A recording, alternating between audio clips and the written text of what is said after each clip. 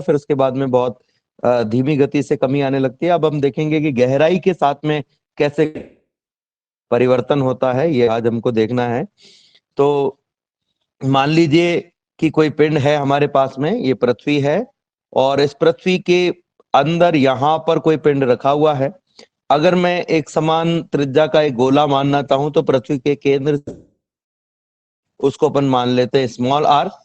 अगर मैं इस स्मॉल आर की बात करूं तो मैं कह सकता हूं कि यदि पृथ्वी के पृष्ठ से ये जो दूरी है ये स्मॉल डी हो, तो स्मॉल आर और डी इन दोनों को अगर हम जोड़ दें तो हमारे पास में पृथ्वी की त्रिज्या कैपिटल आर आ जाएगी।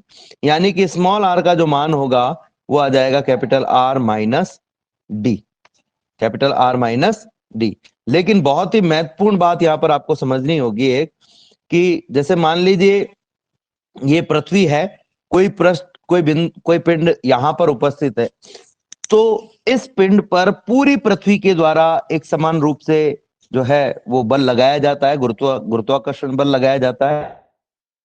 पृथ्वी के अंदर है तो पृथ्वी के संपूर्ण भाग द्वारा इस पर गुरुत्वाकर्षण बल लगता है।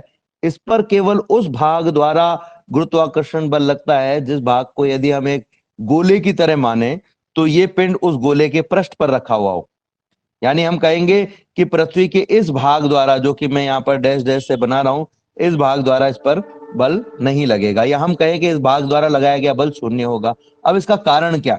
तो इसका कारण यह है कि बाकी भाग द्वारा जो बल लगाया जाता है उसकी जो दिशाएं होती है, जैसे अगर मैं बात करूं अभी एक यहां पर मान लीजिए कोई पिंड है, तो एक हिस्सा पृथ्वी का मैं वो मान लेता हूं जिसके लिए ये पिंड उस हिस्से के बाहर है, और दूसरा हिस्सा हमने ये मान लिया है जिसके लिए ये अंदर है।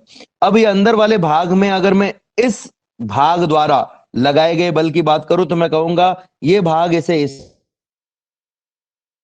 ठीक है, जबकि मैं इस वाले भाग द्वारा लगाए गए बल की बात करूं तो इसके आकर्षण की दिशा इसके ठीक विपरीत होगी।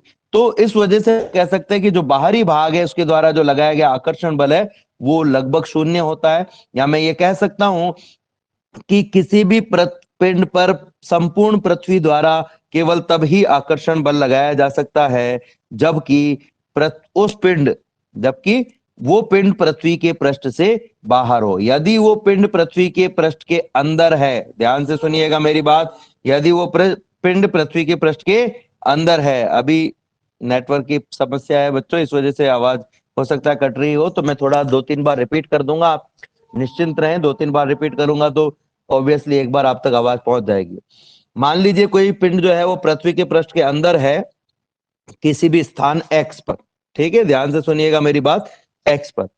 तो इस स्थान x को केंद्र से मिलाने वाली रेखा जो है उसको अगर मैं त्रिज्या मानूं, कोई पिंड पृथ्वी के अंदर किसी स्थान x पर है, इस स्थान x को पृथ्वी के केंद्र से मिलाने वाली रेखा को यदि मैं त्रिज्या मानूं तो इस त्रिज्या का यदि हम एक गोला बनाएं तो हम ये कह सकते हैं कि इस गोले के लिए ये जो पिंड है ये बाहर है, और बाकी संपूर्ण भाग के लिए ये जो पिंड है, जो स्मॉल m द्रव्यमान का x स्थिति पर पिंड रखा हुआ है, वो अंदर है।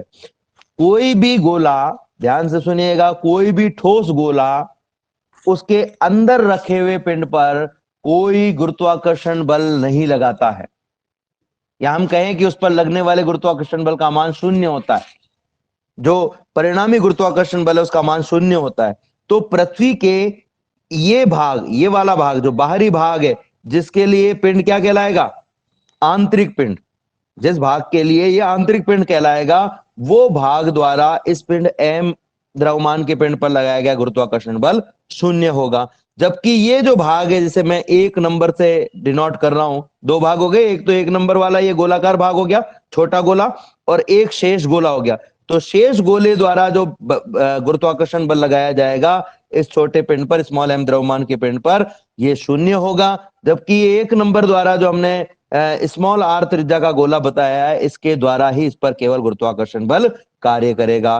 तो अगर इस चित्र को आप ध्यान से देख रहे हैं जो यहाँ पर बना हुआ है, तो हम ये कह सकते हैं इस चित्र में 2 प्रकार के गोले हैं, या हम कहें कि गोले के 2 हिस्से हैं। जो पृथ्वी, जो r त्रिज्या की पृथ्वी है उसके दो हिस्से हैं, जिसमें से एक हिस्सा तो स्मॉल आर त्रिज्या का गोला है और बाकी जो हिस्सा है वो शेष गोला है। अगर कोई पिंड इस पृथ्वी के पृष्ठ के अंदर, पृथ्वी के गर्भ पृष्ठ के अंदर रखा हुआ है, तो इस पिंड पर जो अंदर रखा हुआ है, उस पिंड पर इस शेष गोले द्वारा कोई गुरुत्वाकर्षण बल आरोपित नहीं होगा। कोई गुरुत्वाकर्षण बल आरोपित नहीं होने का मतलब ये नहीं कि गुरुत्वाकर्षण बल लगेगा नहीं, इसका मतलब ये है कि जो गुरुत्वाकर्षण बल लगेगा उस गुरुत्वाकर्षण बल का मान शून्य होगा। उस गुरुत्वाकर्षण बल का मान क्या होगा? शून्य होगा। और ये जो अंदर वाला छोटा गोला है, जिसके लिए ये पिंड कहां पर है, ये एम द्रव्यमान का पिंड जो हमने रखा है, इस छोटे गोले के लिए कहां पर है? इसके पृष्ठ पर है या इस गोले के बाहर है। तो हम ये कहेंगे कि छोटा गोला है, स्मॉल आर त्रिज्या का गोला है, केवल इस गोले द्वारा ही इस छोटे पिंड पर बल लगाया जाएगा। अब चूंकि गोला छोटा है तो इसका द्रव्यमान भी कम होगा डेफिनेटली। अगर हम पृथ्वी के संपूर्ण भाग को छोड़ करके केवल स्मॉल आर त्रिज्या का भाग ही ले रहे हैं, तो ये माइक बंद करो बेटा, विकास माइक बंद करो अपना, विकास अपना माइक ऑफ करो। अगर मैं इस पृथ्वी के संपूर्ण भाग को छोड़ करके इस छोटे से भाग की बात करूं, तो मैं कहूंगा कि इस गोले पर इस छोटे भाग द्वारा ही बल लगाया जाएगा। और जब छोटे भाग द्वारा ही बल लगाया जाएगा, तो अब बल किस किस में लग रहा है, किस किस के बीच में लग रहा है? एक तो ये स्मॉल एम द्रव्यमान के छोटे पिंड, और दूसरा इस पृथ्वी के इस छोटे भाग जो कि स्मॉल आर त्रिज्या का भाग है, इसके द्वारा इस पर बल लग रहा है।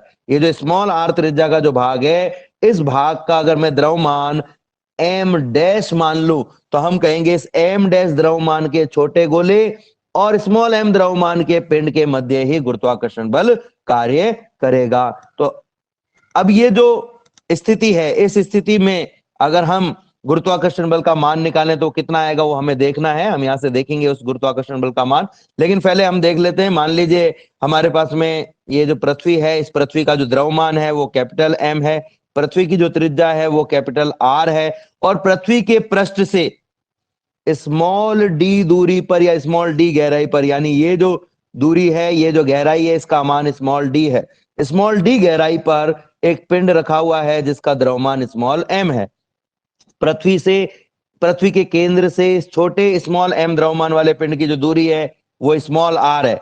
तो हम ये कह सकते हैं कि ये जो स्मॉल आर और डी है, इन दोनों का जो योग है वो कैपिटल आर यानी पृथ्वी की त्रिज्या के बराबर होगा। इसलिए हम कह सकते हैं कि स्मॉल आर का जो मान है वो पृथ्वी की त्रिज्या आर माइनस डी के इक्वल होगा। तो हमारे पास में स्मॉल आर का मान आ गया है। अब स्मॉल आर का मान जब हमारे पास में आ गया है, तो हम इस स्मॉल एम द्रव्यमान के पिंड पर, ये जो यहां रखा हुआ है, इस पर लगने वाले गुरुत्वाकर्षण बल की बात करूं, तो मैं कहूंगा कि गुरुत्वाकर्षण बल का जो मान है, हम सब जानते हैं कितना होता है। गुरुत्वाकर्षण बल का मान होता है एफ, क्योंकि ये डी गहराई पर बन लग रहा है इसलिए मैं इसे कह देता हूं एफ डी। एफ डी बराबर G M dash into small of M upon R square. यहां पर आर क्या है? ये जो अंदर वाला छोटा गोला है इसकी त्रिज्या है, और एम डैश क्या है? इस अंदर छोटे वाले गोले का द्रव्यमान है। ठीक है, हम सब जानते हैं कि जब भी कोई पिंड पर गुरुत्वाकर्षण बल लगेगा या कोई भी बल लगेगा, तो उस बल का जो योग होता है, उसका जो मान होता है, उसके कारण उसमें त्वरण उत्पन्न होता है, और त्वरण के कारण जो बल है उसका कुल मान होता है m इंटू जी। चूंकि ये d गहराई पर है इसलिए मैं इसको कह देता हूं m into G D.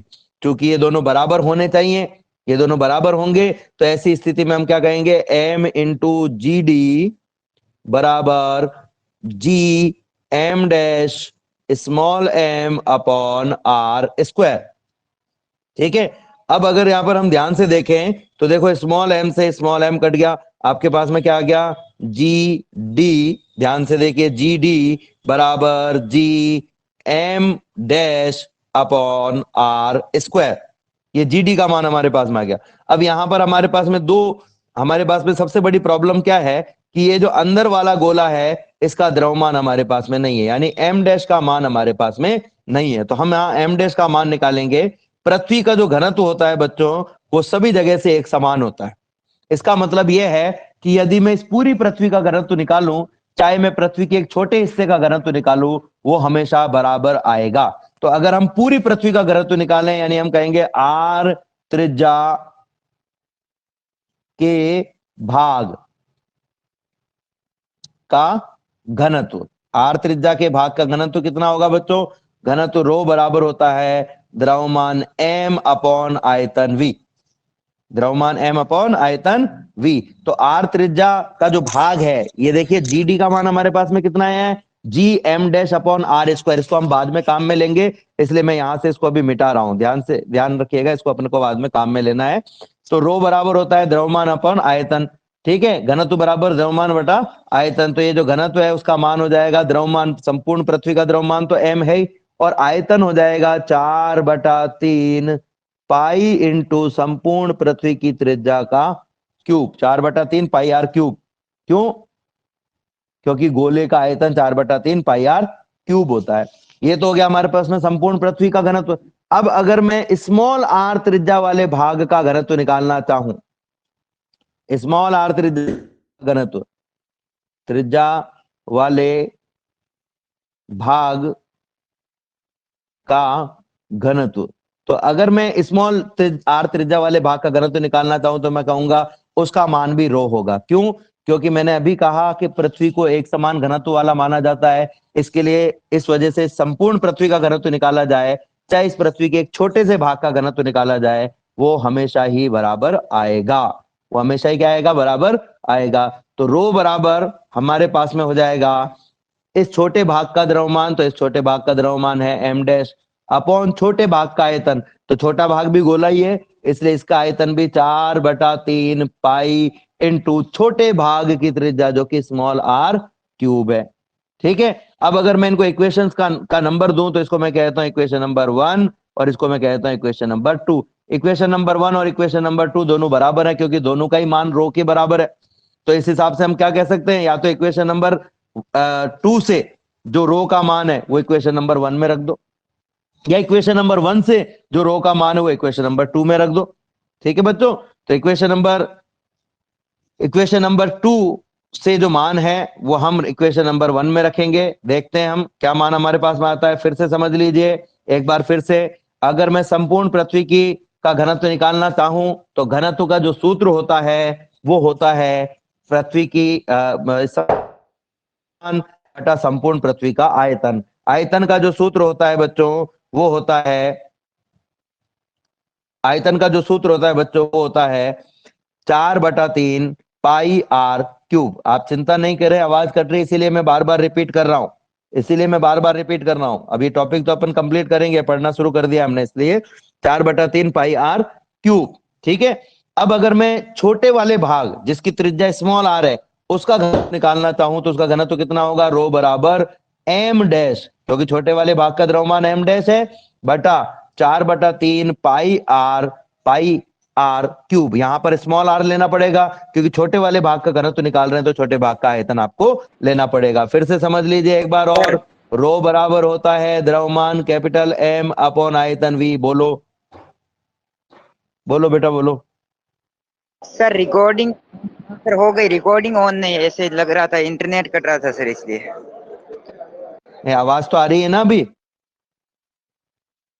Hello? हाँ सर, कट कट के आ रही है लेकिन 2 बार तो आ रही है। हाँ सर, कट कट कर हाँ आ तो रही है लेकिन आ रही है सर। ठीक है, मैं 2 बार इसीलिए 2 बार बोल रहा हूँ, आप तक पहुंच जाएगी आवाज, आप चिंता नहीं करें। ठीक है, मैं 2 बार इसीलिए रिपीट कर रहा हूँ कि एक बार में आपको अगर प्रॉब्लम है, हमारे में कट रही है सर। कोई बात नहीं बेटा, कोई बात नहीं, मैं 2 बार रिपीट कर दूंगा।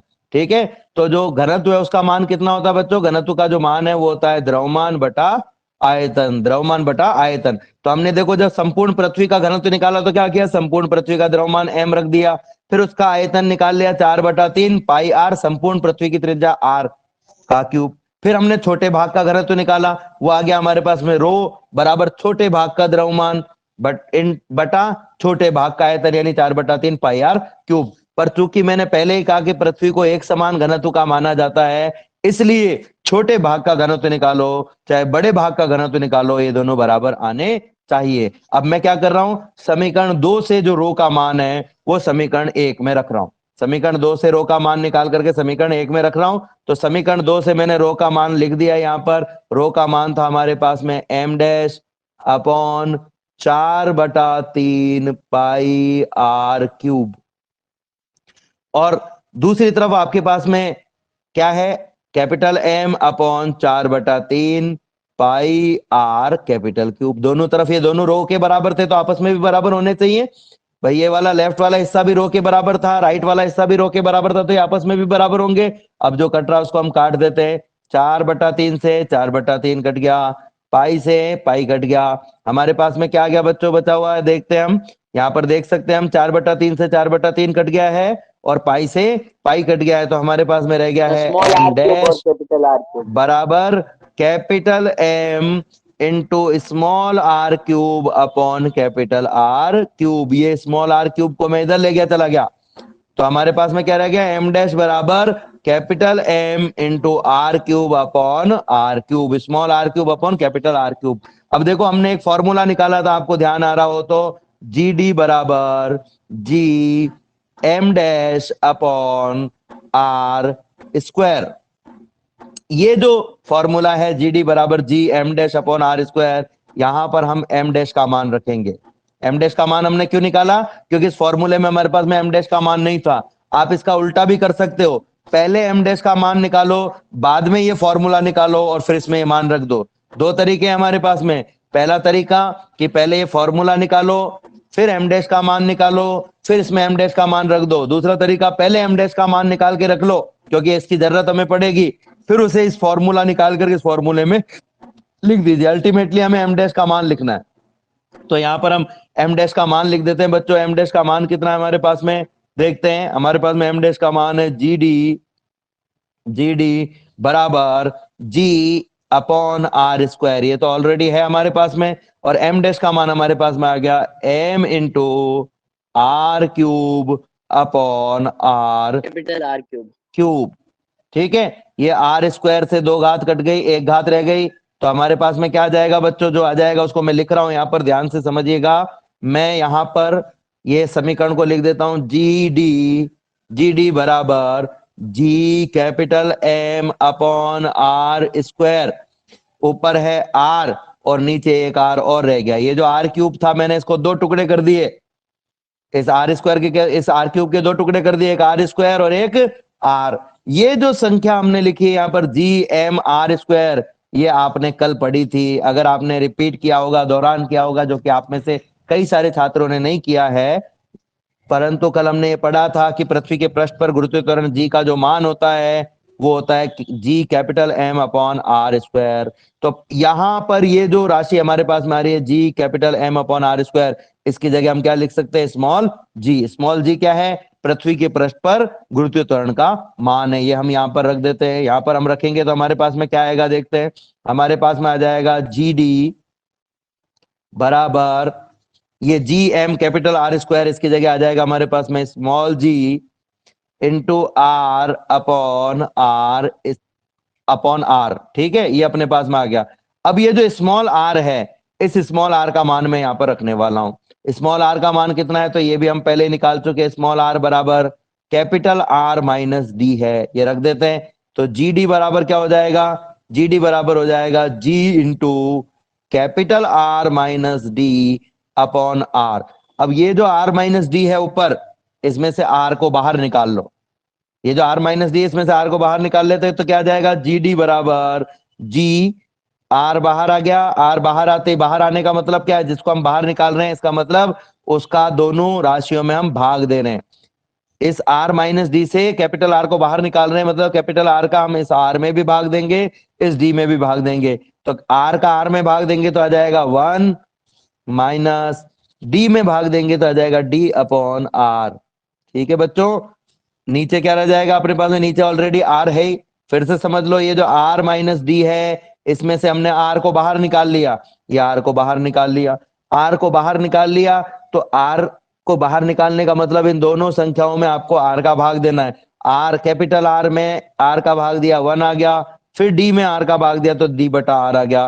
ये बच्चों देखो यहाँ पर R से R कट गया, R से R कट गया तो आपके पास में क्या आ गया, देखते हैं हमारे पास में क्या आया है। जो शेष बचा उसको मैं यहाँ लिख रहा हूं। तो हमारे पास में शेष बचा है जी डी बराबर जी डी बराबर जी इंटू 1 - d/r। ठीक है, यहाँ पर डी क्या है, गहराई है। अब देखो ऊंचाई वाले में, ऊंचाई पर जाने पर जो गुरुत्वीय त्वरण है उसके मान में, उसका जो मान था वो हमारे पास में आया था जी एच बराबर जी 1 - 2h/r। और हमने देखा था कि जैसे जैसे ऊंचाई पे जाते हैं गुरुत्वीय त्वरण के मान में कमी आने लगती है। अब यहां पर अगर हम ध्यान से देखें तो फिर से मैं यहाँ एक उदाहरण ले रहा हूं, ध्यान से समझना। स्मॉल जी का मान लीजिए 10 है। कितना है, 10। मैंने यहां लिख दिया 10। अब ये जो स्मॉल डी है इसका मान हमेशा धनात्मक होता है, और ये जो आर है इसका मान भी धनात्मक होता है। इस स्मॉल डी का मान कभी भी आर से ज्यादा नहीं हो सकता। यानी कि इस स्मॉल डी, ध्यान से सुनिएगा, इस स्मॉल डी अपॉन आर का मान 1 से छोटा आता है लेकिन धनात्मक आता है।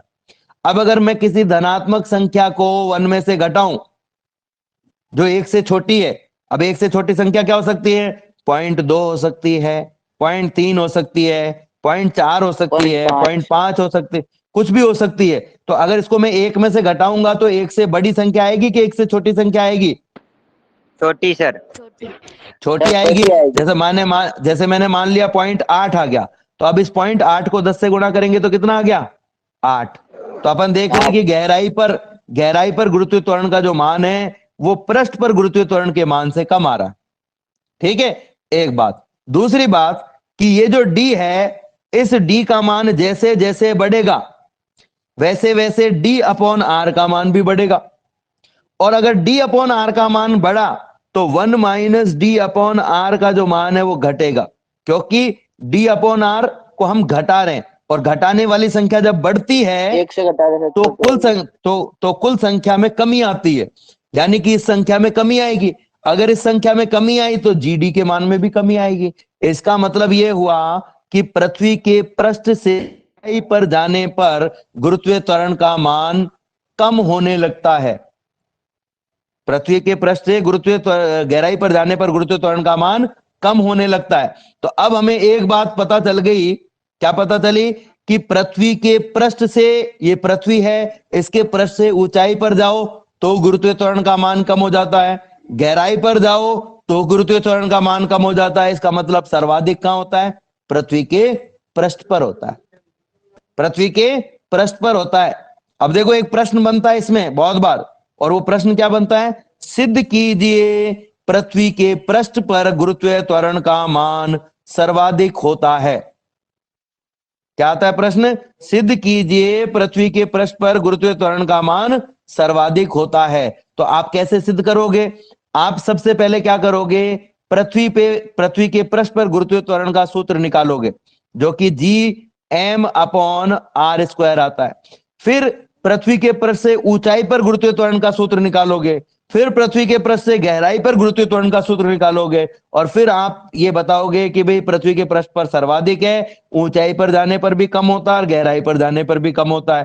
क्योंकि ऊंचाई और गहराई दोनों पर ही कम होता है, इसलिए हम कहेंगे कि पृथ्वी के पृष्ठ पर गुरुत्वीय त्वरण का मान अधिकतम होता है। तो जब अगर ये प्रश्न आए कि पृथ्वी के पृष्ठ पर गुरुत्वीय त्वरण का मान अधिकतम होता है, ये सिद्ध कीजिए, तो आपको गहराई वाला भी करना है, ऊंचाई वाला भी करना है, और आपको जो पृथ्वी के पृष्ठ पर गुरुत्वीय त्वरण का सूत्र है वो भी ज्ञात करना है। एक बार फिर से इसको समझ लेते हैं हम, ध्यान से सुनिएगा, ध्यान से समझिएगा।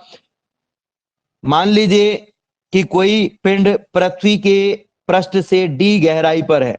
ठीक है, जब भी कोई पिंड पृथ्वी के पृष्ठ से कुछ गहराई पर हो तो संपूर्ण पृथ्वी द्वारा इस पर आकर्षण बल आरोपित नहीं किया जाता है।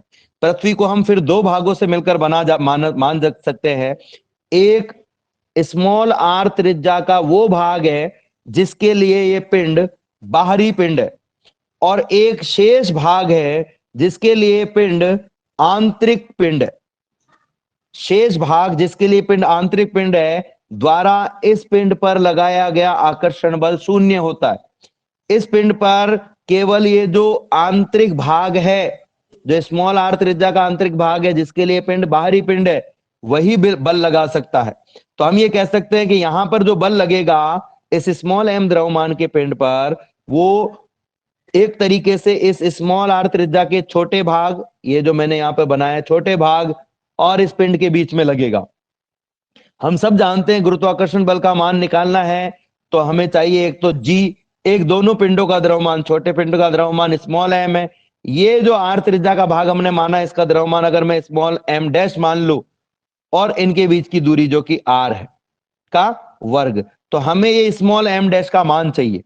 इसका मान कितना है, ठीक है ना। इसका मान निकालने के लिए हम यहाँ पर क्या काम में ले रहे हैं, हम ये कह रहे हैं कि मान लिया एक कैपिटल एम द्रव्यमान पृथ्वी का है, उसकी त्रिज्या आर है, इससे डी गहराई पर एक स्मॉल एम द्रव्यमान का पिंड रखा हुआ है, तो पृथ्वी के केंद्र से इस पिंड की जो दूरी है स्मॉल एम द्रव्यमान के पिंड की वो हो गई आर, और आर का जो मान है वो है आर माइनस डी, ये यहां पर आप देख सकते हो। अब अगर मैं संपूर्ण पृथ्वी का घनत्व निकालना चाहूं तो घनत्व रो बराबर होता है द्रव्यमान, चूंकि संपूर्ण पृथ्वी का निकालना है इसलिए पृथ्वी का द्रव्यमान बटा पृथ्वी का आयतन। पृथ्वी का आयतन निकालना है तो पृथ्वी को गोलाकार माना जाता है, और गोले का जो आयतन होता है बच्चों वो होता है 4/4/3 पाई आर क्यूब। ठीक है, तो ये देखो हमने घनत्व निकाल लिया, capital M upon 4/3 pi R cube. अब अगर मैं स्मॉल आर त्रिज्या वाले भाग का घनत्व निकालना चाहूं तो वो कितना होगा, वो हम कहेंगे रो बराबर एम डैश अपॉन छोटे भाग का आयतन वी डैश कह देते हैं, तो रो बराबर M dash upon V, V का जो मान है वो हो जाएगा 4/3 पाई आर स्मॉल क्यूब।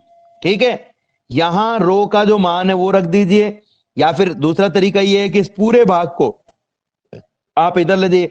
हमारा अंतिम उद्देश्य यही है कि हमें एम डैश का मान निकालना, तो एम डैश बराबर क्या हो जाएगा, एम डैश बराबर हो जाएगा rho into 4/3 pi R cube. अब यहां पर अगर हम रो का मान निकालें रखें जो कि हमने पहले निकाला है पृथ्वी के घनत्व द्वारा, पृथ्वी एक समान घनत्व की है इसलिए एम डैश बराबर हमारे पास में आ जाएगा M upon 4/3 pi R cube, ये हमारे पास में रो का मान आ गया। और जो बचा हुआ भाग है वो एज इट इज लिख दो 4/3 पाई आर क्यूब, ये 4/3 पाई से 4/3 पाई कट जाएगा, कैसे भी करके निकालो मान वही आने वाला है। तो यहां पर हम देख सकते हैं कि अगर हम छोटे भाग का घनत्व निकालें तो वो जो है वो हमारे पास में आता है M dash upon V dash बराबर रो, सो एम डैश बराबर हो जाएगा हमारे पास में रो इंटू वी डैश, ये भी एक तरीका है, ये देखो रो इंटू वी डैश।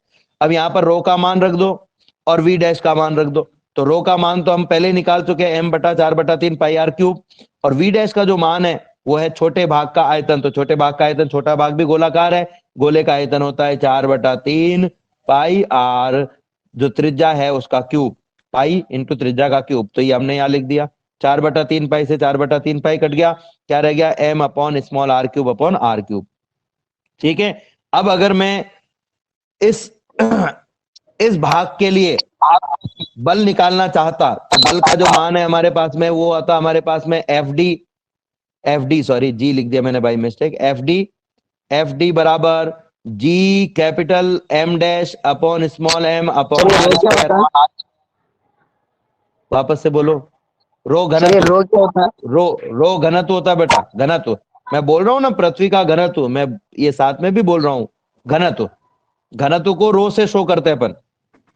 ठीक है बच्चों, तो एफ डी हमारे पास बल आ गया, और इस बल के कारण जो त्वरण उत्पन्न होगा उसके कारण हम बल की मान लिखना चाहें तो वो जाएगा एम इंटू जी डी, ये दोनों बराबर हैं इसलिए हम कहेंगे एम इंटू जी डी बराबर G M dash small M upon R square, M से एम कट जाएगा और आपके पास में जो जी डी है उसका मान रह जाएगा, डायरेक्टली हम कहना चाहें तो G D is equal to हो जाएगा G M dash upon R square, ये हमारे पास में जी डी का मान है। तो ये आप देख सकते हो जी डी का मान है, आप डायरेक्ट भी काम में ले सकते हो इसको, ये जी डी का मान हमने यहाँ रख दिया। यहाँ पर जो एम डैश का मान जो अभी अभी हमने निकाला है वो हम रख देते हैं, तो एम डैश का मान जो है वो हमारे पास में है M R cube upon capital R cube, R square से 2 घात कट जाएगी, एक घात रह जाएगी, तो आपके पास में रह जाएगा G M upon R cube into R, जिसको आप लिख सकते हो,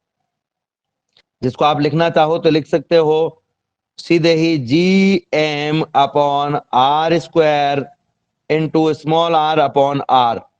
ठीक है, एक तरीका ये है कि भाई पहले आप GM अपॉन आर स्क्वायर का मान रख दो। दूसरा तरीका है कि हम GM अपॉन आर स्क्वायर का मान बाद में भी रख सकते हैं। तो हमारे पास में है GD बराबर GM upon R cube into small R. अब स्मॉल आर का मान रखें तो ये हो गया GM upon R cube, small R का मान है R माइनस डी, या R माइनस डी रख दिया। इस R माइनस डी में से अगर हम स्मॉल r को कॉमन ले लें तो आपके पास में जो है वो आ जाएगा कुछ इस तरीके से, GD बराबर GM upon R cube, R common 1 minus D upon R। वही कॉमन लेने का मतलब भाग दे देना है, R में R का भाग दिया 1 आ गया, D में R का भाग दिया D अपॉन R आ गया। ये R से एक घात कट गई तो आपके पास में क्या आ गया बच्चों, आपके पास में जो बचा हुआ है वो भाग हम लिख देते हैं, GD बराबर हो जाएगा GD बराबर हो जाएगा, सॉरी G नहीं, GD बराबर हो जाएगा capital G into M upon नीचे एक घात कट गई है तो R स्क्वायर रह गया 1 minus D upon R, 1 minus D upon R। यहां पर अगर हम देखें तो हमारे पास में जो GM अपॉन आर स्क्वायर है उसको हम सब जानते हैं स्मॉल g के बराबर होता है, तो इस पूरे को हटा के हम स्मॉल g लिख सकते हैं सीधे। तो GD बराबर हो गया G 1 minus D upon R। इससे पता चल रहा है कि पृथ्वी के पृष्ठ से गहराई पर जाने पर गुरुत्वीय त्वरण के मान में कमी आती है। तो पृथ्वी के सतह पर गुरुत्वीय त्वरण का मान सर्वाधिक होता है, गहराई पर जाने पर भी गुरुत्वीय त्वरण के मान में कमी आती है, और ऊंचाई पर जाने पर भी गुरुत्वीय त्वरण के मान में कमी आती है। इस प्रकार से हम इस टॉपिक को आसानी से समझ सकते हैं। अब इसके बाद में आप यहाँ पर देख रहे होंगे स्क्रीन पर एक टॉपिक लिखा हुआ है, पृथ्वी के घूर्णन के कारण पृथ्वी के गुरुत्वीय त्वरण में परिवर्तन। ये आपके सिलेबस से हटा दिया गया है। कल हम गुरुत्वीय स्थितिज ऊर्जा के बारे में पढ़ेंगे। बच्चों कल वाला जो टॉपिक है वो आपके लिए बहुत ज्यादा इंपॉर्टेंट है। इंपॉर्टेंट इसलिए नहीं है कि वो परीक्षा में आता है, इंपॉर्टेंट इसलिए है कि ठीक वैसा का वैसा एक टॉपिक आपके 12वीं में आएगा, बस नाम बदल जाएगा, तरीका वो का वही रहेगा। गुरुत्वीय स्थितिज ऊर्जा की जगह उसका नाम हो जाएगा विद्युत स्थितिज ऊर्जा। तो बच्चों आज जो ये टॉपिक हमने पढ़ा, क्या आपको ये टॉपिक समझ में आया? हाँ सर। अब देखो, अब इसमें बच्चों एक चीज और मैं बता रहा हूं आपको, ध्यान से समझना। हमने निकाला GD बराबर G 1 minus D upon R। कोई आपसे पूछ ले पृथ्वी के केंद्र पर गुरुत्वीय त्वरण का मान कितना होता है, ठीक है, केंद्र पर कितना होता है? राजेश अपना माइक ऑफ करो, राजेश अपना माइक ऑफ कर लो,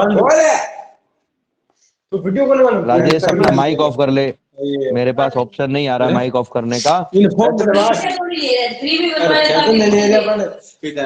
राजेश अपना माइक ऑफ कर लो।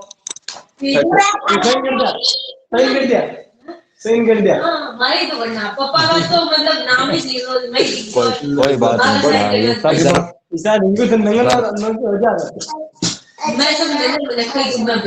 एक मिनट बच्चों, हिस्ट्री का क्वेश्चन आया कल मेंटल एबिलिटी का क्वेश्चन आया बच्चों चालू रखना है ना, इसने चला करके छोड़ दिया।